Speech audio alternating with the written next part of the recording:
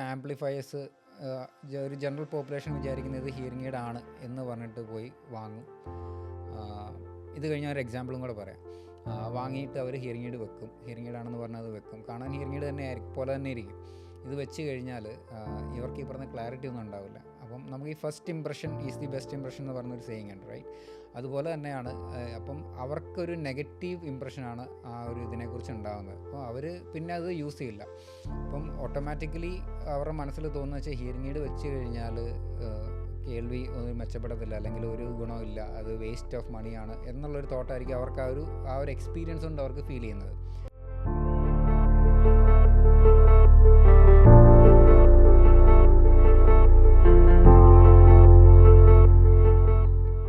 എനിക്ക് കേൾവിക്കുറവുണ്ട്, ഒരുപാട് കമ്പനിയുണ്ട്, ഒത്തിരി പരസ്യമുണ്ട്.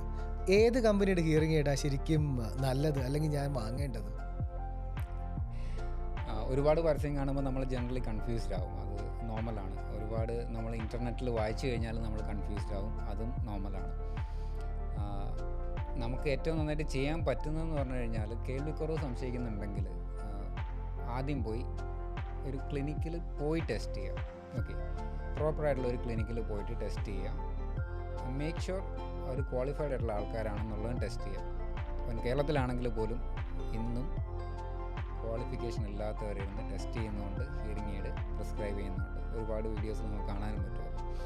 ഓക്കെ, അപ്പോൾ അത് നമുക്ക് ആദ്യം ചെയ്യാം. എന്നാലേ ഉള്ളൂ നമ്മുടെ ടെസ്റ്റിന് ആ ഒരു ജെന്യൂനിറ്റി റിപ്പോർട്ട് എന്ന് മാത്രം കറക്റ്റ് ആണെന്നുള്ള വരുള്ളൂ. ക്വാളിഫൈഡ് മീൻസ് RCA ക്വാളിഫൈഡ് ഒരു ഓഡിയോളജിസ്റ്റ്, RCA ക്വാളിഫൈഡ് ആയിട്ടുള്ള ഒരു ഓഡിയോളജിസ്റ്റ് ടെസ്റ്റ് ചെയ്യണം എന്നാണ് എൻ്റെ നോർമലി റൂൾ. അതില്ലെങ്കിൽ you can sue them actually. കാരണം ഈ ഹിയറിംഗ് ഇമ്പയർഡ് അല്ല ഹിയറിംഗ് ലോസ് വരുമ്പം അവർ PWDs എന്ന് പറയും, പേഴ്സൺസ് വിത്ത് ഡിസബിലിറ്റി കാറ്റഗറിയിലോട്ടാണ് വരിക. എല്ലാവരും എന്നല്ല ഞാൻ പറയുന്നത്, എന്നാൽ ആ സർട്ടിഫിക്കറ്റ് കിട്ടുന്നവർ. അപ്പം അവർക്ക് കൊടുക്കുന്ന സർവീസ് എപ്പോഴും ക്വാളിഫൈഡ് ആയിട്ടുള്ള ആൾക്കാർ, അതിന് നോംസ് ഉണ്ട്. അവർ മാത്രമേ അവർക്ക് ഏത് സർവീസും കൊടുക്കാൻ പാടുള്ളൂ എന്നാണ്. RCA രജിസ്റ്റേർഡ് പേഴ്സൺ ആയിരിക്കണം, ഓഡിയോളജിസ്റ്റ്. എക്സാക്ട്ലി. അപ്പം അങ്ങനെ തന്നെയാണ് അത് വേണ്ടത്. ഇനി നിങ്ങൾക്ക് അങ്ങനെ എല്ലാം തോന്നുന്നുണ്ടെങ്കിൽ you can sue them actually. നിങ്ങൾക്ക് കോർട്ടിൽ പോവാം. അത് ഓക്കെ. അപ്പം ഈ ഒരുപാട് പരസ്യങ്ങൾ നമ്മൾ കാണുമ്പം ഒരുപാട് കൺഫ്യൂഷൻസ് നമുക്ക് വരും. ഇത് കണ്ടു കഴിയുമ്പോഴത്തേനും നമ്മൾ ആദ്യം എടുത്ത് ചെയ്യാൻ പോകുന്നതെന്ന് പറഞ്ഞാൽ നമ്മൾ ഗൂഗിളിൽ പോവുക, സെർച്ച് ചെയ്യുക. നിങ്ങൾക്ക് കുറേ ഇമേജസ്, കുറേ വീഡിയോസ്, കുറേ ക്ലിനിക്കിൻ്റെ പേര്, ഇതെല്ലാം വരും. സോ നിങ്ങൾ ഏത് ചൂസ് ചെയ്ത് കഴിഞ്ഞാലും നിങ്ങളൊരു ക്ലിനിക്കിൽ പോയി തന്നെ ആദ്യം ടെസ്റ്റ് ചെയ്യുക. ഫസ്റ്റ് ഓഫ് ഓൾ ടെസ്റ്റ് ചെയ്ത് കഴിഞ്ഞ് ഓഡിയോളജിസ്റ്റ് ആ ഒരു ഓഡിയോഗ്രാം അല്ല നമ്മൾ ആ ടെസ്റ്റ് ചെയ്തതിൻ്റെ റിപ്പോർട്ട് നമുക്ക് എക്സ്പ്ലെയിൻ ചെയ്യുന്ന ഒരു പാർട്ട് ഉണ്ടാവും. അത് കറക്റ്റായിട്ട് തന്നെ കേൾക്കുക, ശ്രദ്ധിക്കുക. അടുത്തത് കേൾവിക്കുറവുണ്ടെങ്കിൽ, അല്ലെങ്കിൽ ഒരു ഹിയറിംഗ് എയ്ഡ് വെക്കേണ്ട ഒരു കേൾവിക്കുറവാണെങ്കിൽ അവർ ഹിയറിംഗ് എയ്ഡ്സിനെ കുറിച്ചും നമുക്ക് നോർമലി പറഞ്ഞു തരും. പറഞ്ഞു തരുമ്പോൾ നമുക്ക് പെട്ടെന്ന് ഹിയറിംഗ് എയ്ഡ്സ് ഞാൻ വെക്കാൻ റെഡി അല്ലായിരിക്കാം പെട്ടെന്ന് കേൾക്കുമ്പോഴത്തേനും. But whatever it is, hearing aid ആവശ്യമുണ്ടെങ്കിൽ മാത്രമേ നോർമലി ഹിയറിംഗ് എയ്ഡ്സ് റെക്കമെൻഡ് ചെയ്യാറുള്ളൂ. ഈ ഡിഫറെൻറ്റ് ടൈപ്സ്, ഞാനിപ്പോൾ പറഞ്ഞ പോലത്തെ different types of hearing aids അവർ റെക്കമെൻഡ് ചെയ്യും.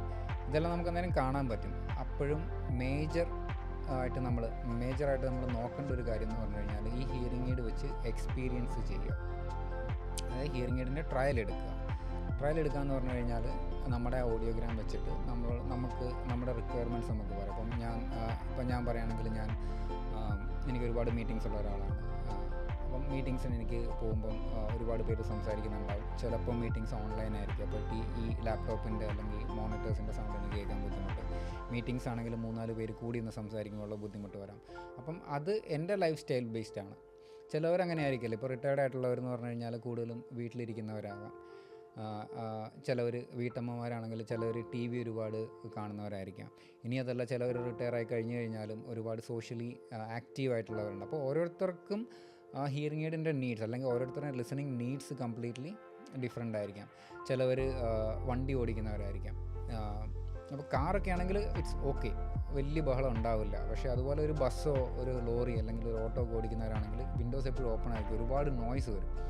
അപ്പം ഓരോരുത്തർക്കും, ഞാൻ പറഞ്ഞു വന്നത്, ഓരോരുത്തർക്കും ലിസണിങ് നീഡ്സ് ഡിഫറെൻ്റ് ആണ്. അപ്പം അവരുടെ നീഡിനനുസരിച്ചുള്ള ഒരു ഹിയറിംഗ് എയ്ഡ് ട്രയൽ എടുക്കുക എപ്പോഴും.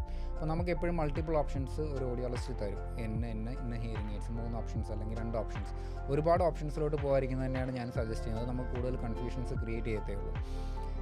അപ്പം ആ ഒരു ഹിയറിംഗ് എയ്ഡ് ട്രയൽ എടുക്കുമ്പോൾ നമുക്ക് തന്നെ ഒരു റിയൽ ലൈഫ് എക്സ്പീരിയൻസ് ആണ് അത്. ഇതുവരെ എനിക്ക് തിയറി മാത്രമേ, അതായത് കേൾവിക്കുറവുണ്ടെങ്കിൽ ഹിയറിംഗ് എയ്ഡ് വെച്ച് കഴിഞ്ഞാൽ കേൾക്കാൻ പറ്റും എന്നുള്ള ഒരു തിയറി മാത്രമേ നമുക്കറിയുള്ളൂ. എന്തുമാത്രം ക്ലിയർ ആയിട്ട് കേൾക്കണമെന്ന് ഉണ്ടെങ്കിൽ ഹിയറിംഗ് എയ്ഡ് വെച്ച് തന്നെ നോക്കണം. അത് അഗെയിൻ അതിൻ്റെ അകത്ത് വേറൊരു ഫാക്ടർ എന്ന് പറഞ്ഞാൽ ഓഡിയോളജിസ്റ്റ് തന്നെയാണ്. How experience they are, how well they are trained with the products, അത് ഒരു മേജർ ഫാക്ടർ തന്നെയാണ്. ഫൈൻ ട്യൂണിങ് സെഷൻസ് ആണെങ്കിലും എത്ര എഫക്റ്റീവായിട്ട് നമുക്ക് ചെയ്യാൻ പറ്റുന്നു എന്നുള്ള ഒരു മേജർ ഫാക്ടറാണ്. അപ്പം ഇതെല്ലാം കൂടെ ചേരുമ്പോഴാണ് നമുക്ക് ആക്ച്വലി ഒരു സക്സസ് ആവുക എന്ന് നമ്മൾ പറയുന്നത്. അപ്പം അതേസമയം ഞാൻ ഹിയറിംഗ് എയ്ഡിൻ്റെ എൻ്റെ എക്സ്പീരിയൻസ് നല്ലതായിരുന്നെങ്കിൽ ഞാൻ പറയും ഹിയറിംഗ് എയ്ഡ് വെച്ച് കഴിഞ്ഞാൽ നന്നായിട്ട് കേൾക്കാം എന്നാണ് ഞാൻ എല്ലായിടത്തും പറയുള്ളൂ. പക്ഷേ ഇപ്പം മുന്നേ ചോദിച്ച പോലത്തെ ആംപ്ലിഫയേഴ്സ് ഒരു ജനറൽ പോപ്പുലേഷൻ വിചാരിക്കുന്നത് ഹിയറിംഗ് എയ്ഡ് ആണ് എന്ന് പറഞ്ഞിട്ട് പോയി വാങ്ങും. ഇത് കഴിഞ്ഞാൽ ഒരു എക്സാമ്പിളും കൂടെ പറയാം. വാങ്ങിയിട്ട് അവർ ഹിയറിംഗ് എയ്ഡ് വെക്കും, ഹിയറിംഗ് എയ്ഡ് ആണെന്ന് പറഞ്ഞാൽ അത് വെക്കും, കാണാൻ ഹിയറിംഗ് എയ്ഡ് തന്നെ പോലെ തന്നെ ഇരിക്കും. ഇത് വെച്ച് കഴിഞ്ഞാൽ ഇവർക്ക് ഈ പറഞ്ഞ ക്ലാരിറ്റി ഒന്നും ഉണ്ടാവില്ല. അപ്പം നമുക്ക് ഈ first impression is the best impression എന്ന് പറഞ്ഞൊരു സേയിങ് ഉണ്ട്, റൈറ്റ്? അതുപോലെ തന്നെയാണ് അപ്പം അവർക്കൊരു നെഗറ്റീവ് ഇംപ്രഷനാണ് ആ ഒരു ഇതിനെക്കുറിച്ച് ഉണ്ടാകുന്നത്. അപ്പോൾ അവർ പിന്നെ അത് യൂസ് ചെയ്യില്ല. അപ്പം ഓട്ടോമാറ്റിക്കലി അവരുടെ മനസ്സിൽ തോന്നുന്ന വെച്ചാൽ ഹിയറിംഗ് എയ്ഡ് വെച്ച് കഴിഞ്ഞാൽ കേൾവി ഒന്നും മെച്ചപ്പെടത്തില്ല, അല്ലെങ്കിൽ ഒരു ഗുണമില്ല, അത് വേസ്റ്റ് ഓഫ് മണിയാണ് എന്നുള്ളൊരു തോട്ടായിരിക്കും അവർക്ക് ആ ഒരു എക്സ്പീരിയൻസ് കൊണ്ട് അവർക്ക് ഫീൽ ചെയ്യുന്നത്.